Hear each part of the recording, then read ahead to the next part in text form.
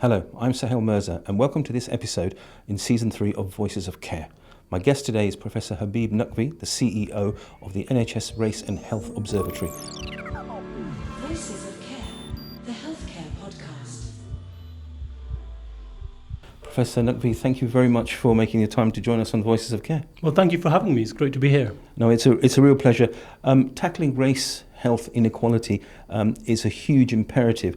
But before we go into the detail of that, it would be really interesting to just get a bit of background in terms of the mission and the goal of the Race and Health Observatory, which has been around, I think, since 2021.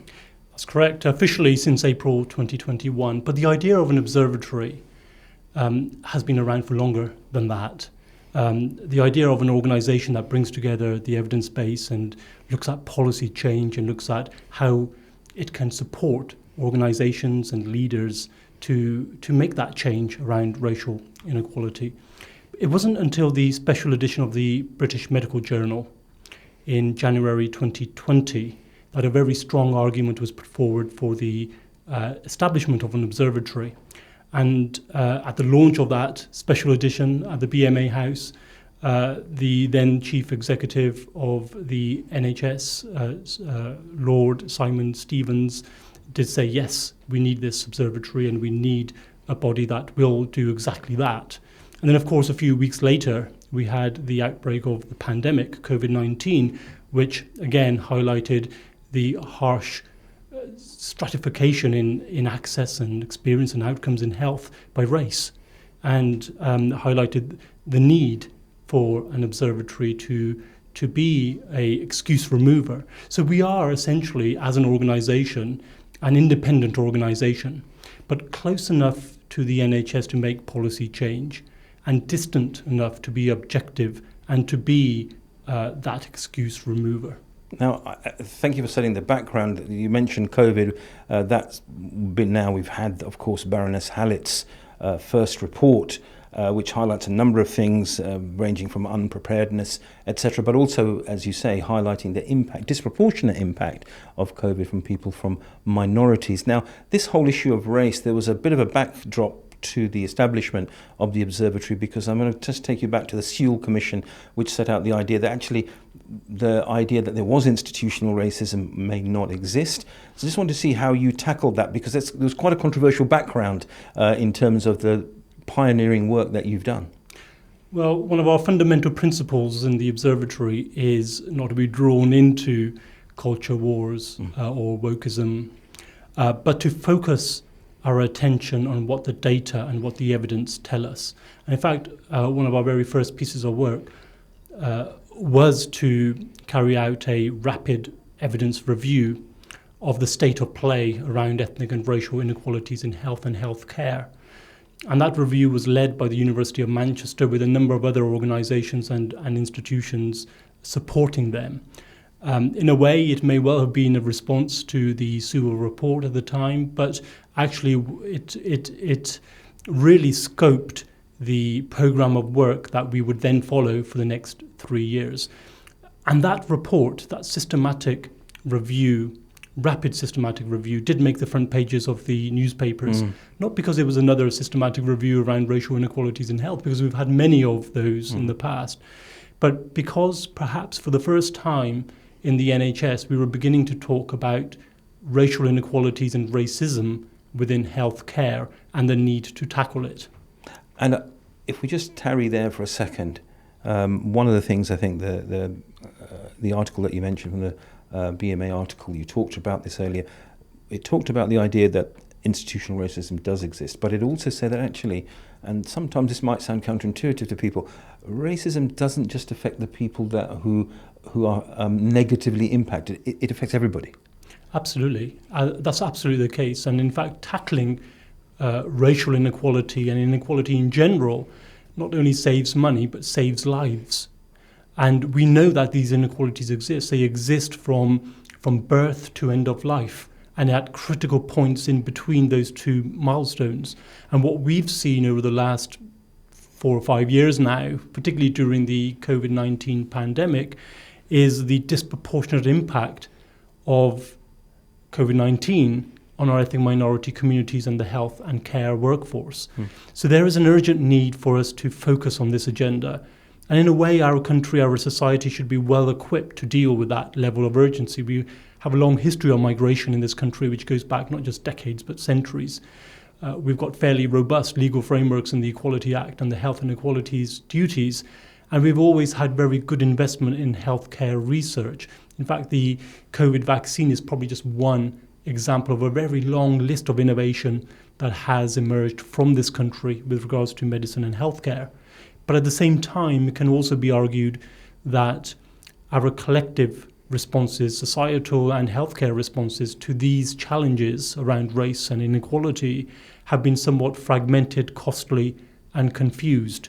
And whereas specific organizations in the past have been set up or specific interventions have been established, they have largely focused on what we call surface level issues rather than tackling the causes of the inequalities that we see play out. And I'll congratulate you on the work that you've done, your progress report from December 2023. I think the introduction was written by yourself and your chair, Marie Gabriel, saying that you're very proud of the work you've done. And just very briefly, it's such a vast area that you cover, whether it's from the race impact or looking at the impact on race for genomics, health education. It's a very broad thing that you're taking on. Well, when we talk about the causes of inequalities, those are the areas that we must focus on. Education, curriculum, what gets taught within medical nursing degrees, what doesn't get taught, what features in textbooks in terms of photographs and pictures, skin tone. And then, of course, we know of the long-standing, deep-seated inequalities in health around cardiovascular disease, diabetes, sickle cell disease, the lack of representation in clinical research that then goes on to lead to the inequalities that we see play out. Those are fundamental issues that we must focus on. And I haven't yet talked about workforce, because that's another particular issue for not just the NHS, but for major employers across the country, to make sure that we get racial equity so that it benefits everyone. Absolutely. Now, we've had a seminal year, election, new government, and we're going to deep dive into some of them. But if you can just set the scene, you've been very vocal. Your whole career has been one dedicated to this issue. I think you received an MBE for your services to equality and diversity, and that's magnificent. The Observatory's produced a manifesto for the new government, covering a number of things. Can you just give us a very high-level perspective? For me, it sounds like the key issue is to look at everything through a race-critical lens, but just wanted to highlight the importance of that manifesto before we dive into 2 or 3 key topics. Well, just in terms of the background to the manifesto, we had very clear pledges and commitments from leaders and organizations through the COVID years that actually we must focus on racial inequality, including in health. And our manifesto for the new government sets out some of the fundamental kind of principles and areas of focus that we collectively as a society must focus on. And it's not kind of principles that we've dreamt up. Yep. We've carried out an engagement exercise with stakeholders and key players in order to come up with the 7 principles that we outline. And without going into too much detail, the deep-seated issues around maternal and neonatal outcomes, it cannot be right that today in 2024, black women are up to 4 times more likely to die during pregnancy, childbirth, or soon after, and Asian women being up to 2 times more likely. We know of the stark statistics around stillbirths and the ethnic differences there. And it cannot be right that we have a Mental Health Act that is so dated. We had a review recently, just 5 or 6 years ago, that outlined the structural racism and inequalities that exist within the Act and how it's operationalized. So we must focus upon some of the deep-seated issues that we have, but also focusing on making sure that we have the infrastructure to make changes, and that includes ethnicity data recording, how it's recorded, and making sure it's recorded for the right reasons, and making sure that we have the detail around the evidence that we can kind of focus on as we move forward. but also looking at two other areas that I need to highlight. One is representation in clinical and medical research. Yes. Which actually, if we don't get right, we will get medical devices, medications, clinical assessments that are not fit for purpose for the diverse communities that we're here to serve. And then the second area that I wanted to mention was workforce. This is a leadership issue. Yes. We need to get this right. We need leaders to focus on this, and we can go into more depth around that, but also making sure that we have representation at senior levels, and not just representation, but inclusion as well, because representation is not always a precursor to inclusion. And we need to make sure that we get the environment right within our organisations that can benefit everyone. And I'd like to dive into two or three of those in a little bit more detail, because I think it'd be really interesting given the work you've done. But just one framing perspective is that there are a set of principles that you extol and work by. And I think the first thing is to actually name and have the courage to call out racism. Well, we're establishing a what we're calling the Race and Health Observatory model of anti-racism. Very clear points, a handful of very clear points. The first one of which is to name racism. The first step to any change in any arena is to acknowledge that there is an issue to change. Absolutely. And so to acknowledging racism and discrimination and how it exists and how it manifests within our day-to-day work, for example, is critical for us to make change going forward. And of course, that acknowledgement comes alongside the leadership that we need, the accountability that we need to push the work forward. Well, let's start at the beginning of life, because I think that's a good place to start. Your manifesto, you've touched upon it, the idea of maternal and neonatal health equity. You've done some work, your report back in July 23. Can you just set the picture? Because I think people still find it amazing that there are these differences. You talked about some stats. What did you find in terms of that analysis, and what can we do about this? There's been a birth trauma inquiry that you've commented on recently. So it would be really interesting that this still exists today. If you think about examples of racial inequality in society as a whole, there probably isn't a statistic as stark as being up to 4 times more likely to die during pregnancy or childbirth or soon after. Absolutely.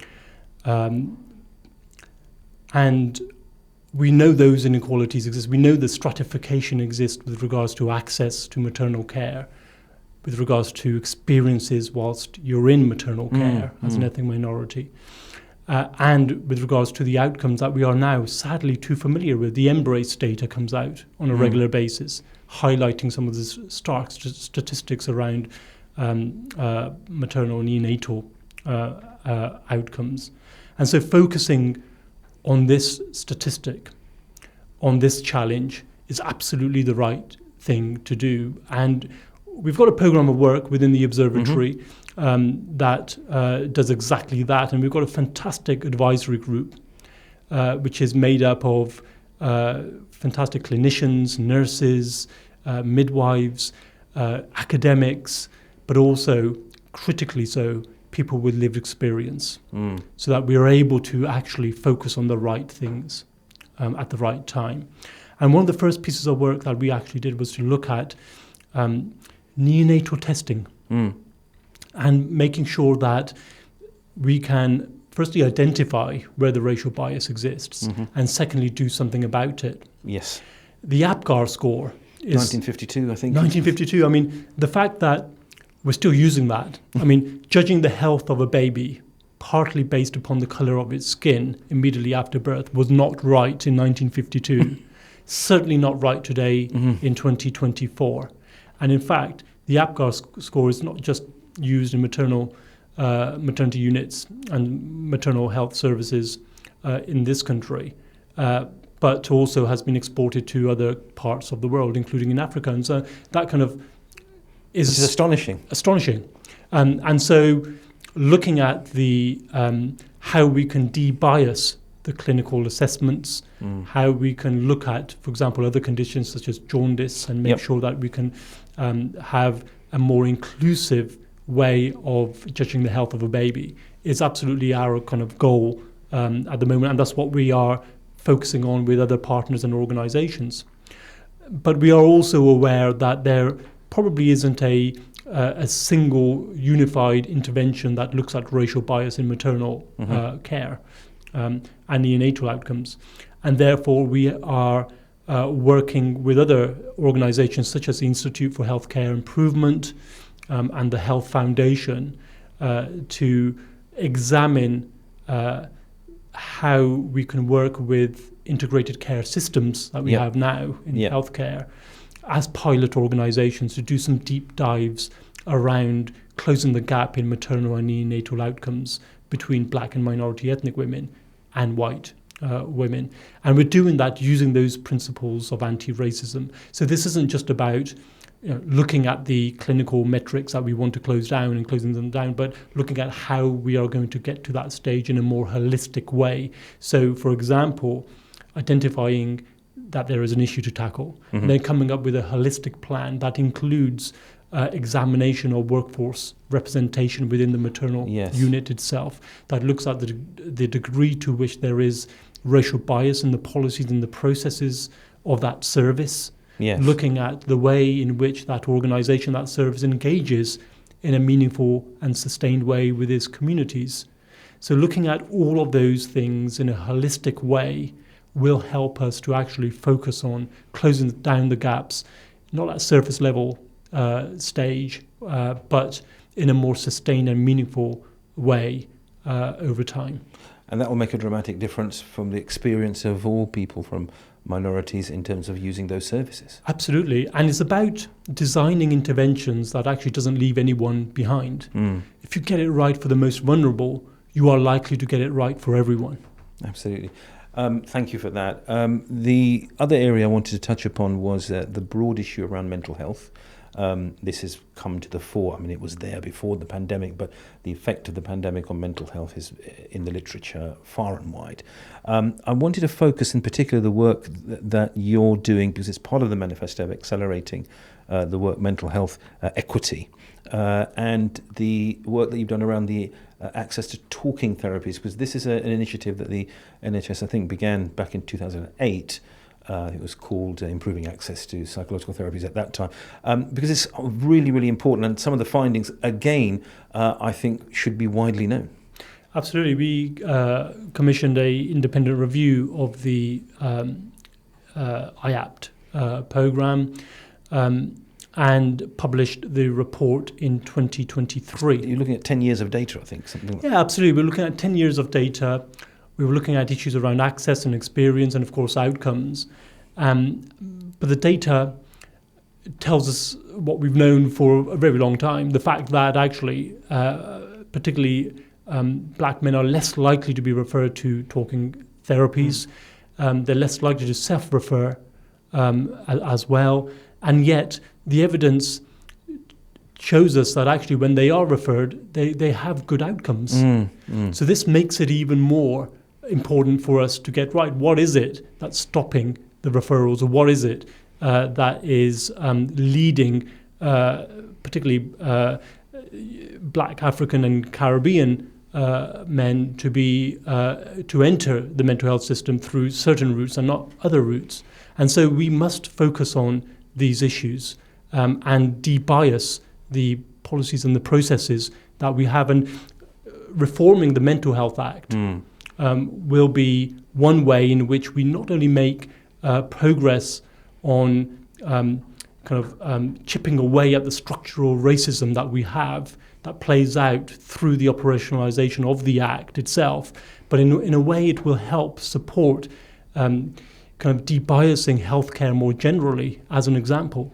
And that's now on the policy commitment from the government, of course, in terms of Mental Health Act. But going back to the talking therapies, if I may, just there, you talked about the idea, I think in summary, black and ethnic minorities have poorer access and poorer outcomes.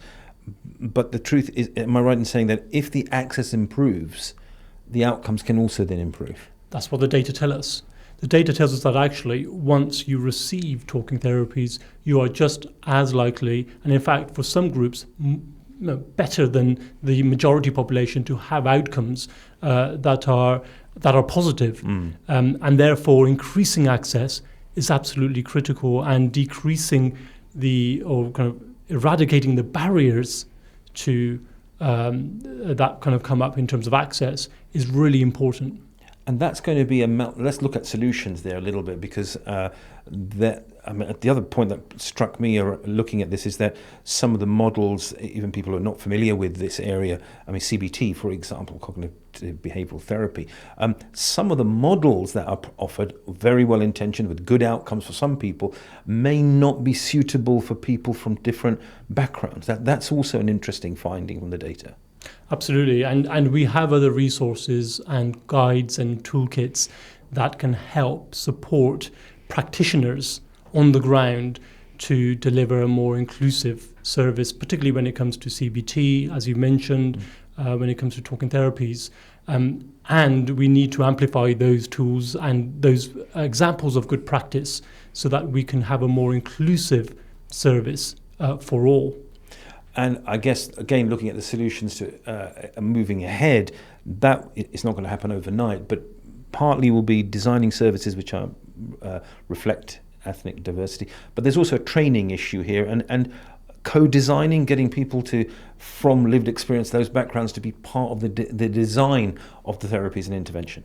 That's a fundamental principle of the Observatory. In fact, we set up a stakeholder engagement group that helps us to co-design and make those decisions, not just on our own, but in collaboration with representatives of those that we're here to serve.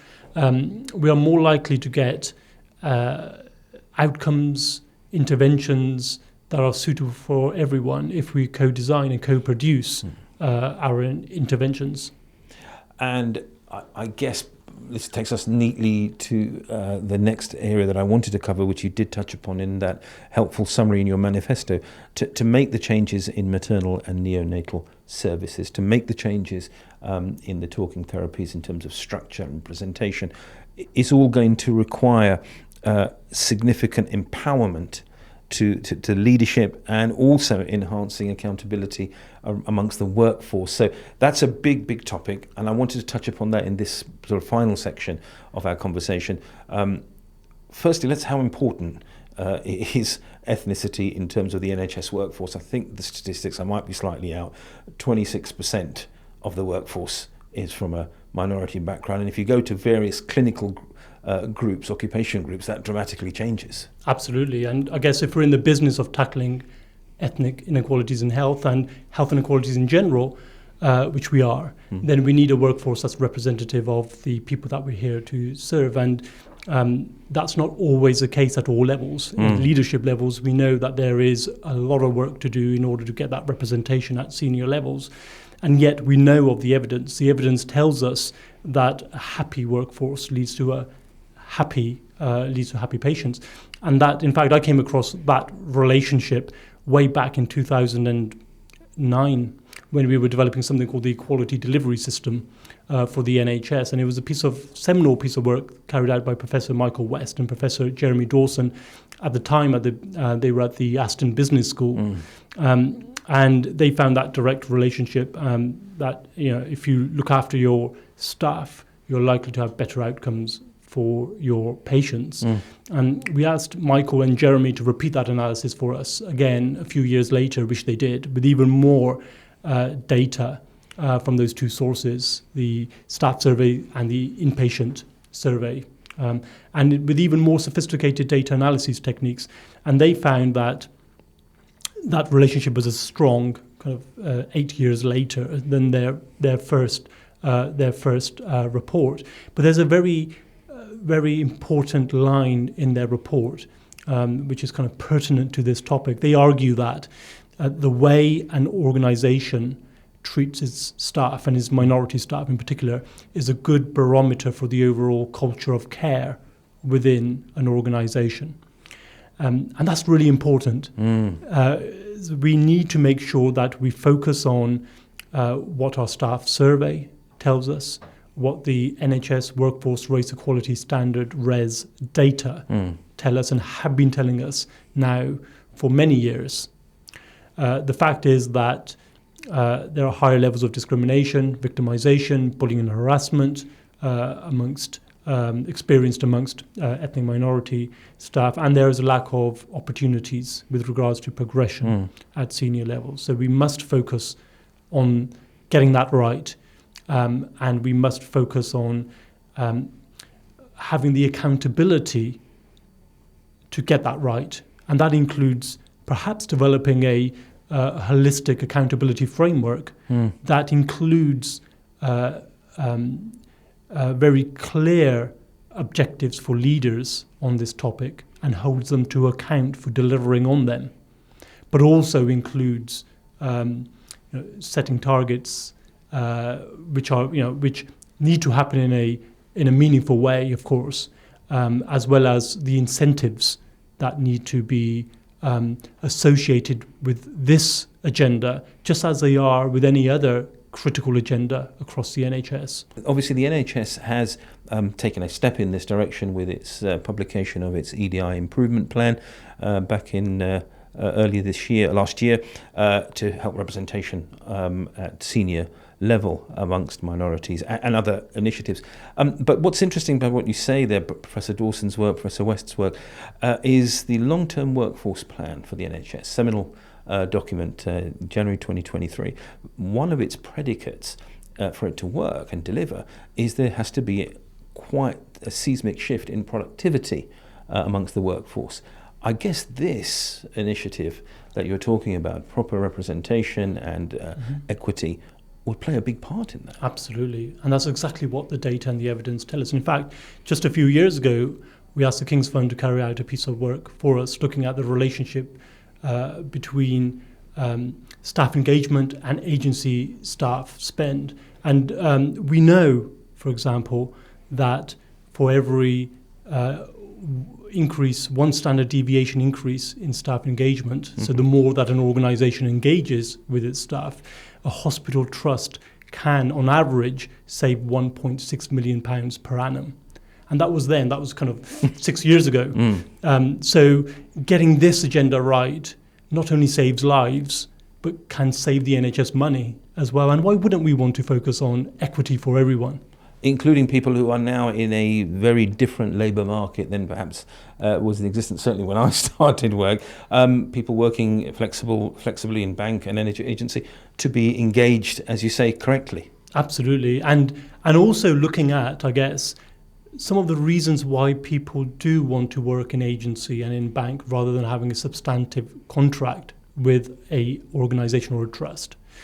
Some of the work I've done in the past has looked at some of those challenges that organisations have. So making sure that we are able to be flexible in the way that we work, in the way that we offer people leave to go on long-haul holidays, or not holidays, well, I guess, going back to their families to visit, to take time off for example, for Ramadan and fasting, and making sure that we are a compassionate organisation and employer, and making sure that we support all staff with regards to their needs. No, it's a fascinating topic because the level of flexibility of work now, I think, is recognised, of course, in the NHS. People promise, we've had that. But as you say quite rightly, Professor Naqvi, people from ethnic minorities are disproportionately represented in agency, and there may be a reason for that, which relates to the culture changes that need to take place. So I think that's really important work. I wanted to end the conversation, if I may, just to take a broader picture. You've set out some of the manifesto imperatives for the new government. We shall see. Hopefully they will listen very clearly. They're very compelling.